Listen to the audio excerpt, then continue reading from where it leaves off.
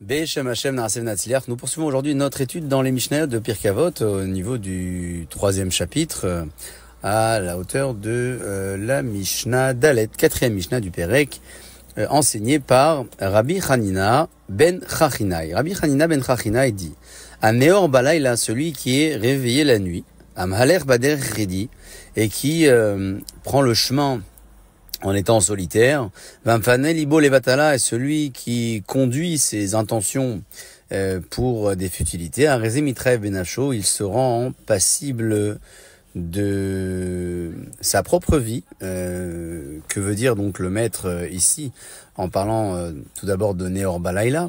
Neor Balayla et Maler Bader Ridi, ce sont donc des personnes ou 7 personnes qui ne donnent pas beaucoup de sens à la vie, notamment par le fait de choisir de marcher en étant solitaire dans un moment où les mazikines, les démons, ont une influence. Celui qui prend le chemin seul également peut rencontrer de mauvaises personnes, peut être confronté à certaines difficultés face auxquelles il ne pourra pas y faire face en étant seul, raison pour laquelle le maître de la Mishnah les évoque ici en même temps. Enfin, pour conclure cette phase critique, le maître nous fait part de celui qui est Mefané Libo Levatala, c'est-à-dire qui a une conduite engagée dans les futilités de ce monde, et qui n'a pas donc la protection de la parole de la Torah. Parce que si toutefois nous prenons le chemin seul, ou peut-être nous empruntons des chemins la nuit, qui est une phase aussi délicate, mais nos intentions sont dirigées dans des paroles de Torah ou vers des actions de Torah, alors la protection à Kadosh Baruch Hu nous l'enverra à ce moment-là. C'est pourquoi le maître ici de cette Mishnah, Rabbi Hanina ben Chachinai, a conclu son propos en parlant de celui qui s'engage dans les futilités de ce monde, puisque celui-ci n'aura pas donc effectivement donc la protection et ne pourra pas non seulement rester éveillé la nuit, prendre le chemin seul et être confronté à des situations dangereuses, n'ayant pas donc de protection spirituelle dans ce moment-là. Neor Balayla, celui qui est éveillé la nuit, selon Rashbam, c'est celui qui reste à la maison, donc qui ne prend pas le temps de se reposer. Le Rambam, d'ailleurs, vous savez, le précise par ailleurs, en disant que la journée de 24 heures doit se décomposer en 3 temps. Le temps non seulement du sommeil, de 8 heures, le temps de réaliser ses activités, son travail, ses besoins personnels, consommer, manger et boire. Et enfin, dans la troisième phase, toujours de 8 heures, il sera question d'étudier la Torah et de se consacrer donc à son activité spirituelle. Donc celui qui est né en Balayla ne fait pas le choix finalement de profiter de cette phase pour se reposer et mieux servir à Kadosh Baruch Hu le lendemain.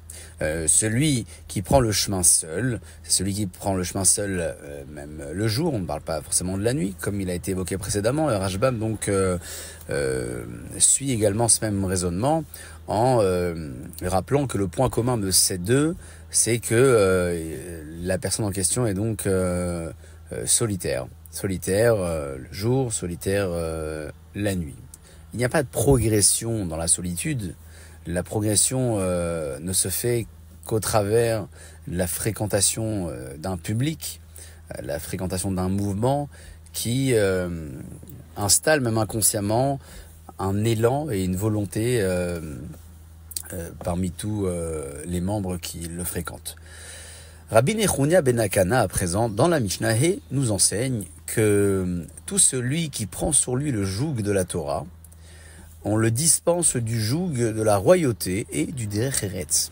Que veut dire ici le derech eretz? Souvenez-vous, nous en parlions au début du chapitre 2, à propos de ce conseil évoqué par nos maîtres, disant que la combinaison de l'étude de la Torah avec le Derech Eretz, qui était là-bas défini comme étant l'activité donc professionnelle, Meshach Achat Avon, était suffisamment intense pour écarter l'homme de la faute et de la Avera, n'ayant plus d'énergie pour elle. Donc ici, le maître nous parle du joug du Derech Eretz, en rappelant que celui qui se défait de son joug et de son obligation religieuse, notnim alav ol malchut derech eretz, il aura sur lui donc le poids de ce joug, le joug de la royauté et du derech eretz.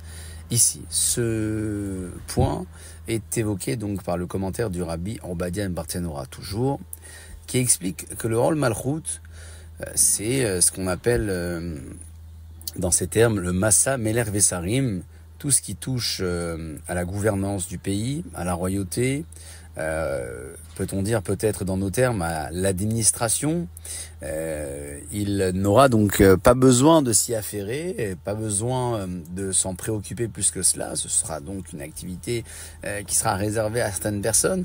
Et Derech Eretz, toujours selon lui, c'est donc la fatigue et l'effort qui est nécessaire pour gagner sa vie. Pourquoi donc celui qui prend sur lui le joug de la Torah sera dispensé de ce joug, celui donc de la parnassa et du travail, puisque son travail aura une forme de beracha, de bénédiction, de multiplication. Il ne s'agit pas ici d'une dispense totale, hein. Il y aura toujours une nécessité d'avoir une activité, comme il a été évoqué, pour pouvoir gagner sa vie. Nous parlons ici de l'effort qui est nécessaire habituellement pour gagner sa vie, qui sera donc réduit pour celui qui a fait le choix de s'adonner à l'étude de la Torah, puisque celui-ci aura le bénéfice de la beracha. Je rappelle au passage que la notion de la beracha, c'est la notion de la multiplication et du multiple, puisque le point fort de la beracha, c'est sa racine, qui s'écrit par la lettre Bet, Resh et Chaf, qui sont donc 200 et 20, qui sont les multiples. Et en ayant donc conscience de la source de la beracha, qui est donc Akadosh Baruch Hu, on s'adonnera à l'étude de la Torah avec plus d'intensité, avec une conviction que Akadosh Baruch Hu nous dispensera d'efforts trop importants pour gagner notre vie. À l'inverse, donc celui qui fait un choix différent et qui ne s'adonne pas à l'étude de la Torah, considérant, comme certains le disent, qu'elle est réservée à l'élite, ou peut-être qu'il n'est pas en mesure de s'y adonner. Alors, le rôle Malchut ve'ol derech eretz, le joug de la royauté, comme le joug de l'étude de la Torah, lui sera donc imposé. Et l'effort qu'il n'aura pas fourni d'un côté, il devra le fournir de l'autre côté. La différence entre l'un et l'autre, c'est ce qu'on a l'habitude de nommer le sipouk, c'est-à-dire la fierté ou l'appréciation. En ce qui concerne le domaine religieux et spirituel, ce sipouk, ce bien-être qui est ressenti après avoir fourni un effort conséquent dans le domaine religieux et spirituel, et j'allais dire éternel. Il perdure dans le temps, alors que la fierté, l'effort et l'appréciation qui est ressentie par l'homme à l'issue d'une activité, quelle qu'elle soit, qui lui aurait permis d'obtenir ou de gagner quelque chose, est une fierté qui est momentanée, peut-être éphémère, et qui a besoin d'être constamment renouvelée. Mishnah Vav, la 6e donc de ce chapitre 3, est enseignée par Rabbi Chalafta, fils de Dossa, qui était un homme de la ville de Hanania, donc Ish Kfar Hanania, qui disait Asara sheyoshvim veoskim batorah. 10 personnes qui sont installées ensemble et qui étudient la Torah, la Shrina se trouve parmi eux, comme il est écrit dans le Tehilim, Elokim Nitza Badat El.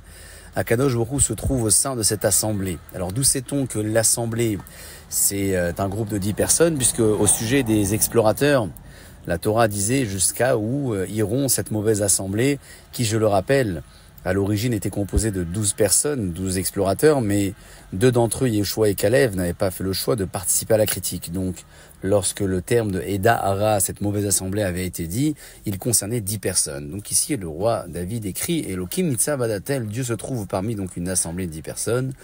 Et c'est valable aussi pour 5, puisque nous avons un verset qui est référent, qui va dans ce sens, valable également pour 3, valable également pour 2, puisque même lorsque Aznid Berou, Ira Hashem, 2 personnes s'échangent, Ishel Reu, Akadosh Baruch Hu les écoute, comme le dit le verset dans Malachi, et même une personne qui étudie la Torah seule et qui s'y adonne. Bechol Hamakom Asher Azkir et Shemi, la Torah le dit, tout endroit où mon nom sera mentionné, dit Hachem, Avo Elecha ou Berarticha, je viendrai à toi et je te bénirai. Pour le petit commentaire au sujet de ce groupe de 5 et de 3 personnes, pour qui donc la Mishnah promet aussi une présence divine, il y a 2 versets qui ont été notés donc en référence. Pour les 5, c'est le verset de Bekerev Elohim Ishpot, au sein donc Elohim, Dieu, Ishpot, il jugera. D'où c'est donc que ce verset parle de 5 personnes, puisqu'il y a minimum 3 juges dans un jugement, et il y a les 2 prévenus ensemble. Donc ce verset parle d'un groupe de 5 personnes, parmi lesquelles Dieu se trouvera. Pour ce qui concerne donc le groupe des 3, le verset référence c'était Agudato Aliretz et Sada. Agudato Aliretz et Sada, donc ce regroupement a été fondé donc sur la création de l'univers et de la terre. Nous parlons des matières essentielles à la création, donc élémentaires, le feu pour le premier, pour le second, donc la seconde matière c'est l'air, et enfin la troisième c'est l'eau, raison pour laquelle ce verset qui indique la présence de Dieu parle donc d'un groupe de 3 personnes, donc pour 10, pour 5, pour 3, pour 2, et pour 1 aussi, et finalement donc pour tous, Akadosh Baruch Hu se trouve ici même à l'endroit où la Torah est étudiée, observée et analysée. Baruch Adonai Le'olam, Amen ve Amen.